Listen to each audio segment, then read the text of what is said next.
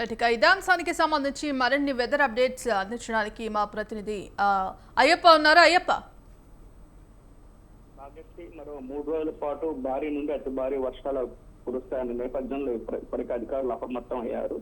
అయితే నిన్న కురిసిన భారీ వర్షానికి ఇటు బొగ్గు ఉత్పత్తికి అయితే ఆటంకం ఏర్పడింది. సత్తుపల్లి, మనుగూరు, కొత్తగూడెం ప్రాంతాల్లో బొగ్గు ఉత్పత్తికి అయితే ఆటంకం ఏర్పడిన పరిస్థితి ఉంది. అయితే ఖమ్మం మున్నేరు కూడా వరద పోటెత్తిన పరిస్థితి నేపథ్యంలో అక్కడ అధికారులు కూడా పర్యవేక్షిస్తున్నారు. అంటే ఎందుకంటే గతంలో మున్నేరు వాగు వలన వరద ఉధృతితో అక్కడ చుట్టుపక్కల పరిసర ప్రాంతాల్లో కూడా నీట మునిగిన లోతట్టు ప్రాంతాల్లో నీట మునిగిన పరిస్థితి ఉంది. ఈ నేపథ్యంలోనే గత 2 రోజుల నుండి కూడా మున్నేరుకి వరద వచ్చి చేరుతున్న పరిస్థితి ఉంది. మరోవైపు గోదావరికి కూడా వరద నీరు వచ్చే అవకాశం ఉందని కూడా అధికారులు చెబుతున్నారు. మరో 3 రోజుల పాటు అయితే భారీ నుండి అతి భారీ వర్షాలు అయితే కురవనున్నాయి. ఇటు ఖమ్మం జిల్లాలో తిరునాయపాలెంలో అత్యధికంగా వర్షపాతం నమోదైంది. ఇటు సత్తుపల్లికి కూడా నిన్న భారీ వర్షం కురిసిన నేపథ్యంలో బొగ్గు ఉత్పత్తికి ఆటంకం ఏర్పడిన పరిస్థితి ఉంది.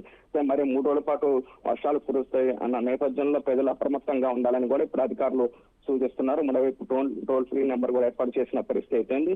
భద్రాద్రి కొత్తగూడెం జిల్లాకు ఎల్లో అలర్ట్ కూడా జారీ చేశారు. ఏదేమైనప్పటికీ గత కొంతకాలంగా వర్షాలు లేకపోవడంతో ఇప్పుడు ఈ నేపథ్యంలో వర్షాలు కురవడంతో రైతులు అయితే హర్షం వ్యక్తం చేస్తున్న పరిస్థితి. మరోవైపు ఎండ తీవ్రత కూడా ప్రజలు ఇబ్బంది పడడంతో ఇప్పుడు వర్షం కురవడంతో కొంత అయితే ఆహ్లాదంగా చల్లదనాన్ని కూడా ఆనందం వ్యక్తం చేసిన పరిస్థితి ఉంది.